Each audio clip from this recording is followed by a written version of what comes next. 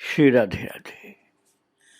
भक्तों, जिसके अनेक जन्मों के सुकृत का भाग्य उत्पन्न हो जाए, प्रभु की विशेष कृपा हो जाए, धाम महाराज की कृपा हो जाए,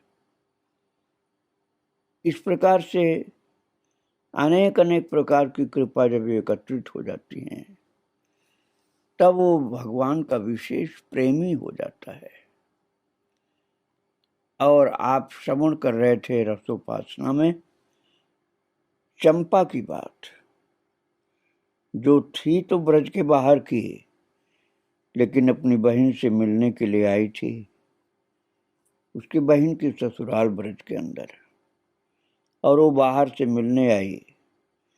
यमुना जी पर कृष्ण का दर्शन हो गया, और कृष्ण का दर्शन प्राप्त होते ही वो एक प्रेम की समाधि में डूब गई। और किसी से सुना था नदियों के किनारे भूत होते हैं, तो उसके मन में शंका हो गई कि मुझे कोई भूत लग गया। लेकिन फिर सोचती है, क्या इतना सुंदर होता है भूत, इतना प्यारा होता है भूत, उसका स्पर्श, उसकी मधुर सुगंध, उसकी वाणी, उसका दर्शन, ये यमुना किनारे का भूत तो बड़ा प्यारा था। लेकिन अब दुनिया में कुछ उसको अच्छा नहीं लग रहा है, बेसुध सी पड़ी रहती है, यहाँ तक कि खान पान भी छूट गया है। तो उसकी बहन को चिंता है कि ये कैसे ठीक हो। तो कन्हैया ने उसकी बहन को कहा है कि तुम ही इसको ठीक करो। श्याम सुंदर रोजाना शाम को गोचारण करके लौटते हैं, तो ब्रज के लोग उनका दर्शन करने के लिए विशेष रूप से माताएं, कन्याएं एकत्रित रहती हैं। तो श्याम सुंदर ने मुझे चंपा का भार सौंपा है, वो अपनी सखी पद्मा को बता रही है और कह रही है कि पद्मा, उसका खान पान, निद्रा, लोकराज, यहाँ तक कि देह का भान भी छूट गया है चंपा का। और भगवान ने बताया, कन्हैया ने बताया उसकी बहन को कि अहरनिश वो उसी ध्यान में डूबी रहती है, और जब थोड़ा होश आता है तो ब्रज की धूल लपेट लेती है और पागल सी रहती है। ऐसे प्राण कितने दिन टिकेंगे उस पिंजरे में। सारी वाचालता न जाने कहाँ जा छिपी। पहले बड़ी बातें बनाती थी अपने विद्वत्ता की, ये हम कोई पागल थोड़े हैं, अब खुद पागल हो गई। उसके मन की तपन शांत करने के लिए कन्हैया ने बंसी बजाई। तो उसकी बहन को बताया कि उसकी प्रतिक्रिया विपरीत हो गई। प्रभु ने कहा कि चंपा ने मुझे और वंशी वादक को भिन्न समझ करके अपना दुख बढ़ा लिया है। वो सोचती है कि ये बंसी कौन बजा रहा है जो मुझे बेसुध किए जा रहा है, और उसकी समझ में कुछ नहीं आता कि क्या करना। और ये बताते बताते श्याम सुंदर के नेत्र बड़े बड़े हो आए। अपने जनों का दुख वे कैसे सह पाएंगे। तो चंपा की बहन ने पूछा, मुझे क्या करना है? तो प्रभु ने कहा, मंगल के घर से अपने यहाँ लिवा लाना, समझा बुझा करके कुछ खिला पिला देना। आज 7 दिनों से वो निराहार है, उसकी चिंता के मारे मुझे कुछ भी सुहाता नहीं। अपने भरे भरे नयन उठा करके मेरी ओर देखा और रुधे स्वर में बोले, संध्या को मुझे दिखा देना। मंगल कहता था, हमारे घर में एक समय ही चूल्हा जलता है, कोई खाता है कोई नहीं खाता है। भाभी अधमरी सी हो गई है। सब एक दूसरे को दिखाने के लिए केवल मुंह जूठा करते हैं, खाने का मन किसी का नहीं होता, क्योंकि सबको चंपा की चिंता हो गई। तो घर वालों की चिंता से उसे दर्शन दिए जाते हैं, उसमें पद्मा का भला क्या काम है? उसे यमुना तट पर दर्शन दे दो ना। सखी ने कहा कन्हैया से कि यमुना तट पर उसको दर्शन दे दो। ऐसा कहा तो कृष्ण सोचने लगे और फिर बोले, तू समझती नहीं है। अरे क्यों नहीं समझती इस बात को? यमुना तट पर वो मुझे भूत ही समझेगी और बात बात में ब्रजराज कुमार की निंदा करेगी। जितनी पीड़ा उसे जिस प्रकार से संतप्त की है, उसने पीड़ा भोगी है, वो क्या पर्याप्त नहीं है? बहुत पीड़ा भोग चुकी है। तो गोपी की आंखें भर आई, बोली, श्याम सुंदर, ऐसा करुणा में और कौन होगा? फिर भी मैं हृदय को कड़ा करके बोली, श्याम जो ये पाहुनी है, अपने यहाँ की नहीं बाहर से आई हुई है। तो प्रभु ने कहा, हाँ पद्मा, ये भूमि चिन्मय है, इसमें प्रवेश का अधिकार सहज नहीं मिलता, इतना ही पर्याप्त है। और फिर गोपी कहती है, श्याम जो तुम कृपण कब से हो गए? अरे कोई ब्रज में आ गया तो उसके लिए ऐसी कृपण था? किशोरी जी से आज्ञा मांग लो, आप कहो तो। यही किसी से मंगल से विवाह हो जाए उसका, उसे पूछ लेना विवाह के लिए माने तो मैंने देखा उन भुवन मंगल की आंखों से कुछ बूंदें झर पड़ी। प्रभु को इतना ख्याल है कि नेत्र में जल आ गया उनके और बोल पड़े, पद्मा तूने मुझे कृपण कब देखा? कृपा का संबल और प्रेम का बल, यही तो साथ में रहना चाहिए। सभी भूमि ये ब्रज बन जाएगी यदि रहे तो। कृपा का संबल और प्रेम का बल, ये हो तो जहां भी होगी ब्रज का लाभ मिलेगा उसको। और आगे के शब्द प्रभु बोल नहीं पा रहे थे, इतना भाव में भर गए। चंपा जितना बल मुझ में नहीं है, मुझे क्षमा करो श्याम सुंदर। कन्हैया ने कहा, तुझ में बल न होता तो इतना भार कैसे सौंपता तुझे मैं? संध्या को अपने को संभाल कर उसका समाधान कर देना, क्योंकि संध्या को प्रभु आते हैं गोचारण करके। तो गोपी कहती है, मुझसे कैसे बनेगा श्याम सुंदर? वंशीनाद सुनते ही तन मन अवश हो जाते हैं।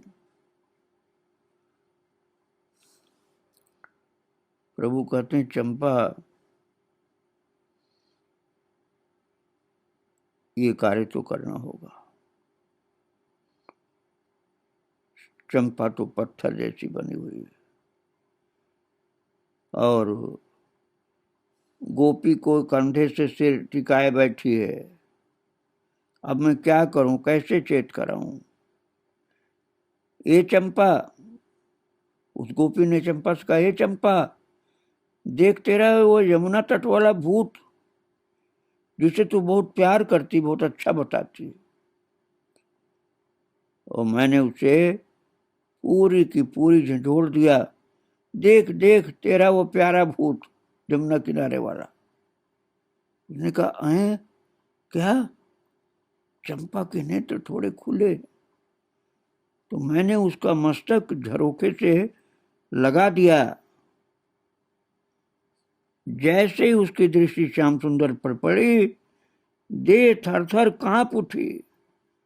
आश्रय के लिए उसने गोपी की ओर हाथ बढ़ाया और वो कहती है कि मैंने उन हाथों में पुष्प दिया और कहा कि इनकी वर्षा करके नयन लाभ ले बहन, पुष्प वर्षा कर और दर्शन कर उनका। तो फिर गोपी के हाथ से जैसे पुष्प गिरे, ऐसे चंपा के हाथ से भी पुष्प वर्षा हो गई और उधर से प्रक्षिप्त हुए जो फूल फेंके हुए थे, वो वन केतकी के पुष्प हम दोनों के अंक में आ गिरे। कन्हैया ने पुष्प प्रसाद रूप में भेज दिया था। और ऊपर उठे चितवन की प्यारी भरी वो मुस्कान। चंपा आनंद विह्वल हो अपनी बहन की गोद में लुढ़क पड़ी और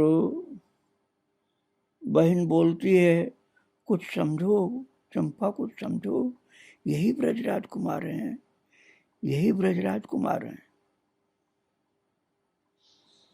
तो धीरे से हंस दी। तुम्हें कहो जीजी, सृष्टि में इनका सौंदर्य संभव है कहीं?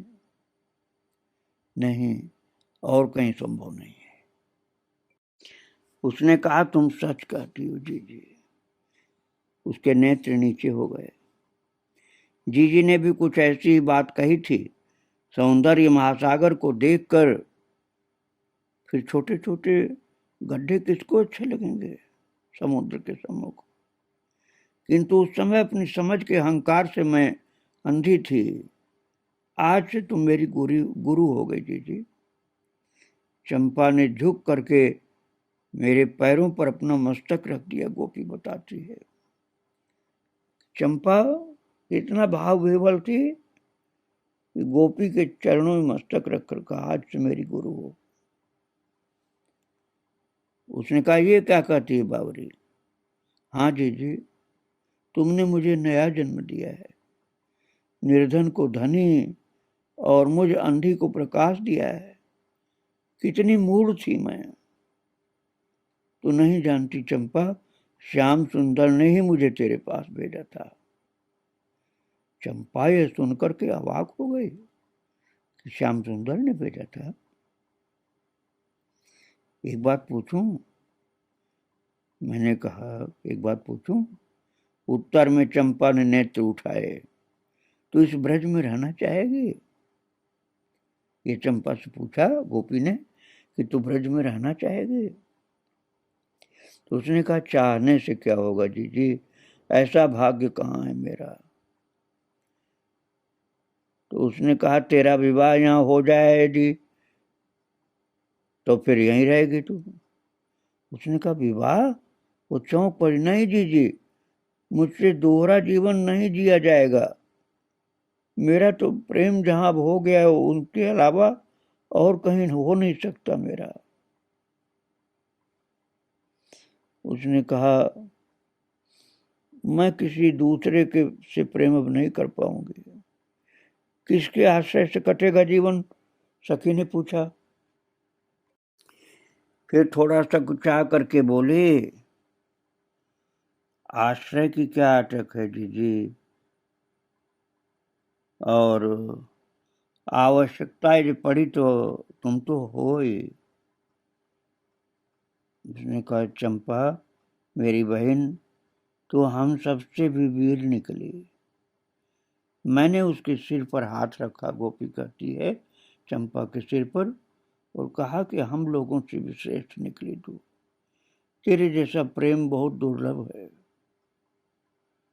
मेरा अभाग्य इस वीरत्व को न्योत लाया है जीजी। चंपा बोली कि मेरा अभाग्य जो मेरे अंदर ये ऐसी पता नहीं क्या हो गया है। ऐसी स्थिति मेरी हो गई। उसने कहा तेरे भाग्य है, अभाग्य नहीं है। अच्छा बहन, जितने दिन यहाँ रहना है मेरे पास ही रह। ये तो तुमने मेरे मन की बात कही जीजी, मेरे कितने दिन व्यर्थ गए वहां। पहले आती तो कितना अच्छा रहा होता। वक्तों आगे उसने कहा जीजी दादा लिवाने आए हैं। जीजी ने परसों विदा करने को कहा है। रात को खीरक अर्थात गौशाला में गाय धोते समय गोपी कहती मैंने पद्मा से कहा यदि ऐसा है तो फिर कल तू नहा धोकर सब स्थान घूम फिर करके देख ले और अपनी सब सखियों से मिल भी ले। दूसरे दिन दोपहर ढलने तक मिलती रही सबसे, फिर नहाने यमुना तट चली। वस्त्र धो करके सूखने को फैला दिए, तब सहज ही उस स्थान की ओर पांव उठने लगे जहां प्रथम श्याम सुंदर के दर्शन हुए थे। वो स्थान कितना प्रिय था चंपा को कि उधर ही चली जा रही थी जहां श्याम सुंदर को दर्शन पहली बार हुआ था। और पद्मा जी कह रही थी कि तू तो यमुना में गिर पड़ी थी, श्याम सुंदर ही निकाल करके घर लाए थे तुझको। उसने कहा जैसे सुंदर वैसे उदार, बहुत सुंदर हैं और ये उदारता कि मुझे बचा लिया। और उसी स्थान पर बैठ करके पांव पानी में लटका दिया उसने। जो आज पुनः आकर पूछे कि तेरे नाम कहा है रे, तो बानी फूटेगी। वो करे ना कि पहले पूछा था कृष्ण ने तेरे नाम कहा है रे, तो बिल्कुल गूंगी सी हो गई थी। वो करे आज जाकर पूछें तो मैं जरूर बोल पड़ूंगी। यदि मेरे सखा होते, हम साथ साथ खेलते खाते पीते, जाने क्यों विधाता को ये करना तो आता नहीं था। और जीवन में अब कहाँ फिर दर्शन होने वाले हैं। हृदय से गहरी निश्वास से निकली, अब कहाँ दर्शन होने वाले। बंसी कहाँ बजी, फिर आवाज आई बंसी की। हृदय में जैसे एक गड्ढा सा हो गया हो, ध्वनि में आमंत्रण है, जैसे मुझे बंसी की आवाज से बुला रहे हैं। फिर कहती नहीं और किसी को बुलाया होगा, लेकिन मेरा मन ऐसा कहता मुझको ही बुला रहे हैं। और इतने दिनों में एक बार भी पूछा नहीं आकर कि चंपा कैसी है तू। पद्मा जी को वैद्य बना करके भेज दिया है मेरे पास, चलो थोड़ा सहारा तो मिला है। और फिर कोई गोपी कहती है कि एक बार तो देख ले उनको, वो तो संध्या को जरूर आएंगे वन से लौटते समय। तभी करुण स्वर में मूर्छा सी आवाज हुई और आह आह करने लगी। वो तमाल वृक्ष का आश्रय लेकर के खड़े श्याम सुंदर, तिरछी सी गर्दन उनकी, तिरछे नयन, तिरछी ग्रीवा, तिरछे कुंडल, तिरछी कटी और तिरछे चरण, लहराता हुआ मयूर पंख, फहराता हुआ पीठपट, संकुचित अधरपुट और वंशी के छिद्रों पर जैसे उनकी उंगलियां नृत्य कर रही थी। बीच बीच में वे ठहर जाते, तब अर्धोन्मीलित दृगों के सुकोमल पलक थोड़ा खुलते, वन पुष्पों और सौंदर्य की लहरें उठ रही थी। गोपी भाव विभोर है। चंपा ने कहा, मेरी इन छोटी छोटी दो आंखों में ये महासागर, सुंदरता का महासागर कैसे समाए। किंतु आंखों ने क्षमतानुसार जितना बटोरा, हृदय ने झपट करके उसको अपने अंदर भर लिया है। कुछ क्षण यही आनंद लगातार मिलता रहा। दृष्टि मेरी और जब उठी थोड़ा सा, फिर आनंद से फिर पलकें झुक गईं और चरण कमल निकट आए तो कमल, चंदन, अगर, केसर और तुलसी मिश्रित गंध चारों ओर सुगंध फैल गई। कन्हैया के शरीर से दिव्य सुगंध निकल रही थी और कन्हैया के चरणों में चंपा का सिर झुका हुआ था। और हंसते हुए श्याम सुंदर बोले, तू मुझे भूत समझती है चंपा? ब्रजराज कुमार नहीं समझती, भूत समझती है। अरे यमुना पुलिन वाला भूत तो मैं ही हूं। तूने ये नाम रखा मेरा, यमुना पुलिन वाला भूत। अब देख ले मुझे खूब अच्छी तरह से। भक्तों, प्रभु ने पूरी कृपा की चंपा के ऊपर और कहा है कि कोई मुझे मनमत मनमत कहता है और तूने भूत कह दिया मुझको, यमुना पुलिन वाला भूत। और सखा लोग मुझको देख देख करके अलग अलग शब्दों से बोलते हैं। चंपा भाव विभोर थी। चंपा ने कहा, अब मुझे जीवन में और कुछ नहीं चाहिए, आज मुझे इनका दर्शन मिल गया। अरे ये तो ब्रजराज कुमार हैं। मेरी समझ ही ऐसी कि मैं यमुना की पुलिन वाला भूत समझ रही थी। यही तो हैं वो जिनको मैं भूत कह रही थी, यमुना पुलिन वाला, वही हैं ये ब्रजराज कुमार। और